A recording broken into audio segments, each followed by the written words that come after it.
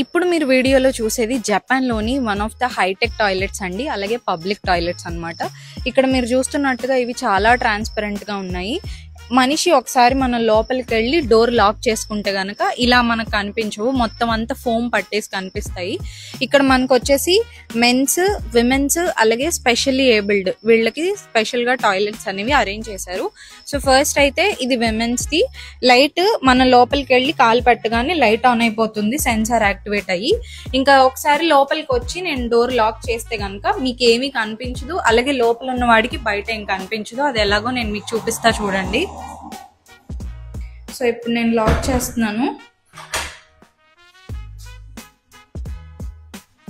మీరు చూడొచ్చు మొత్తం అంతా స్లోగా ఫోమ్ పట్టేసింది, ఏమీ కనిపించదు మీకు కానీ నాకు కానీ. మళ్ళీ అన్లాక్ చేశాక యాజ్ ఇట్ ఈజ్ అలానే ఉంటుంది.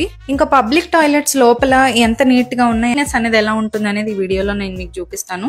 సో ఇక్కడ సింక్, తర్వాత టాయిలెట్, అలాగే ఇక్కడ కూడా సింక్ అనేది ఉందన్నమాట. చూస్తున్నారు కదా ఎంత క్లీన్గా ఉందనేది. అలాగే మిర్రర్స్ కూడా ప్రొవైడ్ చేశారు. లోపల నుంచి ఒకసారి నేను మీకు లాక్ చేసి చూపిస్తాను. ఇప్పుడు నేను లాక్ చేశాను కదా, నాకు బయట ఏమీ కనిపించదు.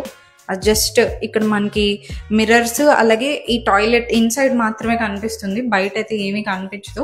కానీ ఒకసారి నేను అన్లాక్ చేసి చూపిస్తాను చూడండి. అన్లాక్ చేసేసరికి మనకి బయట అంతా కనపడుతుంది అనమాట. దీని వెనకాల ఉన్న టెక్నాలజీ ఏంటి అని అంటే, ఈ గ్లాసెస్ ఏవైతే ఉన్నాయో వీటికి PDLC లేయర్ అనేస్తారు, అంటే polymer disperse liquid crystal. So దీన్ని గ్లాస్కి వేస్తారనమాట. ఇదేంటంటే దీని కాన్సెప్ట్, ఒకసారి డోర్ అన్లాక్లో ఉంటే కనుక ఆ PDLC లేయర్ ఏదైతే ఉందో దానికి కరెంట్ అనేది పాస్ అవ్వడం మూలన అది ట్రాన్స్పరెంట్గా కనపడుతుంది. అదే ఒకసారి మనం లోపలికి వెళ్ళి లాక్ చేసుకోగానే కరెంట్ అనేది కట్ అయిపోతుంది.